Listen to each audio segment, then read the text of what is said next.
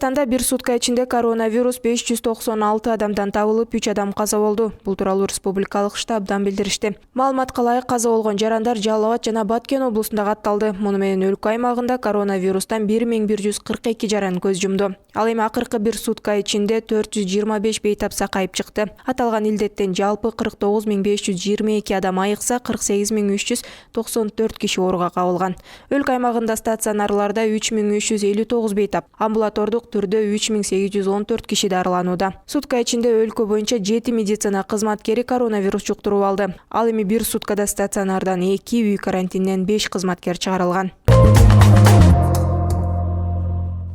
Бүтүн Кыргызстан партиясынын лидери Адахан Мадумаров президенттик шайлоого катышат. Бул тууралуу саясатчы бүгүн уюштурган маалымат жыйында билдирди. Анын айтымында ал бүгүн президенттик шайлоого катышуу боюнча Борбордук шайлоо комиссиясына арызын тапшырат жана ошондой эле Мадумаров баары мыйзам жолунда кетет деген ниетин кошумчалады. Президенттик шайлоо 10 ноябрда өтөт. БШКнын маалыматында президенттик шайлоого талапкерлер 15 ноябрга чейин көрсөтүлүшү керек. Адахан Мадумаров 2017 жылы дагы президенттик шайлоого катышып 3-орунду ээлеген.